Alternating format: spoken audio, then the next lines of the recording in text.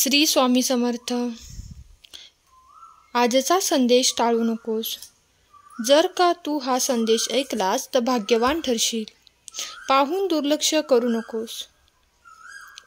हा संदेश शांतपणे ऐकून घे. मी तुझ्यासाठी काही खास योजना आखून ठेवल्या आहेत, ज्या तुझ्या आयुष्यात सुख, समृद्धी आणि आनंद घेऊन येतील.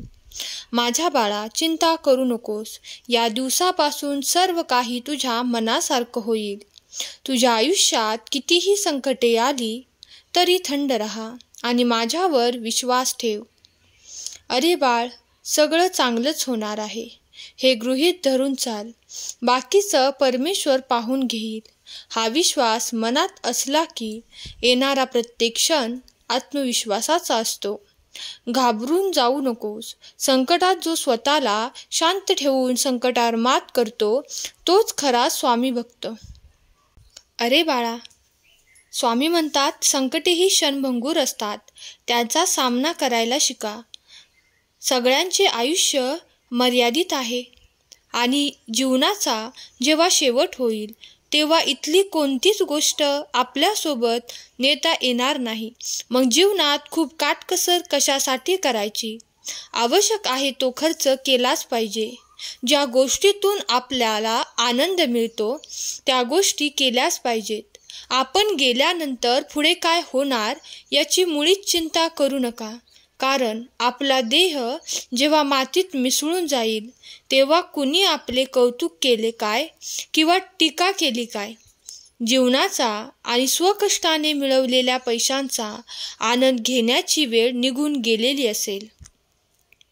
जेव्हा एक बीज काळोख्या अंधारातून कठोर जमिनीतून उगवू शकते तर तुम्ही का नाही?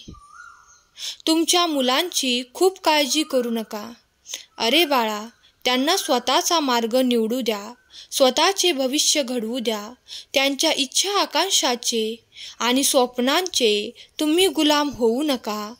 तुमच्या मुलांवर प्रेम करा, त्यांची काळजी घ्या, त्यांना भेटवस्तूही द्या. मात्र काही खर्च स्वतःवर, स्वतःच्या आवडीनिवडींवर करा. जन्मापासून मृत्यूपर्यंत नुसते राबणे म्हणजे आयुष्य नाही, हे देखील लक्षात ठेवा.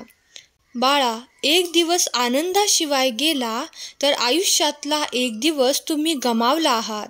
एक दिवस आनंदात गेला तर आयुष्यातला एक दिवस तुम्ही कमावला आहात, हे लक्षात असू द्या. आणखी एक गोष्ट, तुमचा स्वभाव खेळकर, उमदा असेल तर तुम्ही आजारातून बरे व्हाल आणि तुम्ही कायम प्रफुल्लित असाल तर तुम्ही आजारी पडणारच नाही.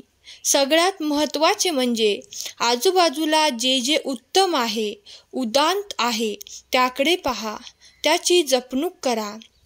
आणि हो, तुमच्या मित्रांना कधीही विसरू नका, त्यांना जपा. हे जर तुम्हाला जमले तर तुम्ही मनाने कायम तरुण राहाल आणि इतरांनाही हवेसे वाटाल. बाळा, मित्र नसतील तर तुम्ही नक्कीच एकटे आणि एकाकी पडाल. म्हणूनच म्हणतो, आयुष्य खूप कमी आहे, ते आनंदाने जगा. प्रेम मधुर आहे, त्याची चव चाखा. क्रोध घातक आहे, त्याला गाडून टाका. संकटेही क्षणभंगूर आहेत, त्यांचा सन्मान करा. अरे बाळा, पुढे मला बरंच काही सांगायचं आहे. तू ऐकून घेतलंस तर खूप भाग्यवान ठरशील. तू घाबरू नकोस. तुला कोणत्याही यशापर्यंत पोहोचवण्याचा मार्ग मिळत नसेल तर तो मी शोधेन. जर कोणताही मार्ग नसेल तर तुझ्यासाठी तो मी बनवेन. बाळा, सुखदुःख तुझ्या हातात नाही, पण सुखाने जगणे हे मात्र नक्कीच तुझ्या हातात आहे. तू चुकलास हे चुकीचं नाही, पण तू हे माहीत असूनही त्याच वाटेने पुढे जात आहेस हे मात्र चुकीचे आहे.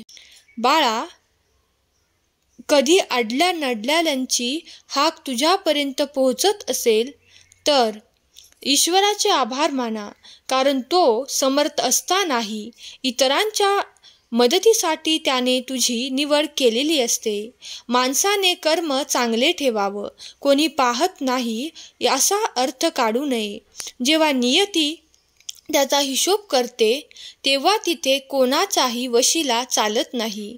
अरे बाळा, असे जग की तुझी उपस्थिती कुणाला जाणवली नाही तरी चालेल, पण तुझ्या अनुपस्थितीची उणीव जाणवली पाहिजे. सर्व दरवाजे बंद झाले तरीही स्वामींच्या हृदयाचा दरवाजा कायम उघडा असतो. अपेक्षा स्वतःपासून ठेव, इतर लोकांपासून नको. अरे बाळा, अडचणीत असशील तर स्वामी तारतील, एकटा असशील तर सांभाळतील, मार्ग सापडत नसेल तर दाखवतील, अश्रू थांबत नसतील तर पुसतील. फक्त स्वामींना आर्ततेने हाक दे. बाळा, प्रत्येक गोष्टींचा दोन बाजूने विचार कर. एक, ही गोष्ट माझ्या हिताची आहे का? दोन, हे सांगणाऱ्यांचा काही स्वार्थ नाही ना? बाळा, मोठेपणा देऊन लुबाडणारे अनेक असतात, पण तुला मार्ग दाखवणारे फार कमी असतात. जर व्यक्तिमत्व सुंदर नसेल तर दिसायला काहीच अर्थ नाही, कारण सुंदर असण्यात आणि सुंदर दिसण्यात खूप फरक असतो. बाळा, कोणतेही व्यसन करू नकोस. असेल तर सोड आणि नसेल तर त्या वाटेला जाऊ नकोस. जे लोक तुला व्यसन करायला लावतात ते तुझे मित्र असूच शकत नाहीत. तुझ्या कर्माचं फळ तुला मिळणार आहे, हा माझा आशीर्वाद आहे. बाळा, तुझ्या आयुष्याचं सोनं होणार आहे. फक्त नामस्मरण कर. नेहमीच तू माझे आभार मानतोस, पण आज मी तुझे आभार मानतो. बाळा, तू वेळ देऊन संदेश ऐकलास, मला आनंद वाटला. तुझ्या प्रपंचात तू आनंदी नाहीस ही तक्रार करू नकोस. बघ तर शोधून आजूबाजूला, तुझ्यासारखा भाग्यवान कोणी नाही. अरे बाळा, भिवू नकोस, पुढे जात जा. संकटे दूर होतील. खास तुला माझा आशीर्वाद आहे. मान्य करणे कठीण आहे, तरीही बदल हा होणारच. प्रथम तू ज्या चुका केल्या आहेत त्या सर्व स्वीकारायच्या आणि स्वतःला माझ्या स्वाधीन करावे. तू आता तुझ्या जीवनाबद्दल काळजी करणे सोडून दे, कारण तुझी काळजी मी घेतली आहे. बाळा, तुझ्याजवळ खूप काही आहे. काळजी करू नकोस. हा संदेश तू शांतपणे ऐकून घे. सगळा उलगडा होईल. भाग्यवान ठरशील. मी नेहमीच तुझ्या पाठीशी आहे. अरे बाळा, तुझं दुःख कायम नाही राहणार, कारण तू तुझ्यासोबत सदैव मला पाहशील. हा संदेश तू शांतपणे ऐकून घे. काळजी करू नकोस. नातं निस्वार्थी असेल तर त्याचं मोल करू नकोस. ते होणार पण नाही. अरे, झाडांना सावली विकताना बघितलेस का कधी? त्यांना फक्त निस्वार्थ प्रेम माहीत असतं. अरे बाळा, तुझ्या आयुष्यात येणाऱ्या अडचणीस तुला खंबीर उभं राहायला शिकवतात. मग तू का म्हणतोस की तू काही शिकला नाहीस? बाळा, मी नेहमीच तुला सुखी जीवनाचा मंत्र शिकवत असतो. तुला आजही मी काहीतरी महत्त्वाची गोष्ट सांगत आहे. बाळा, जरा थांब.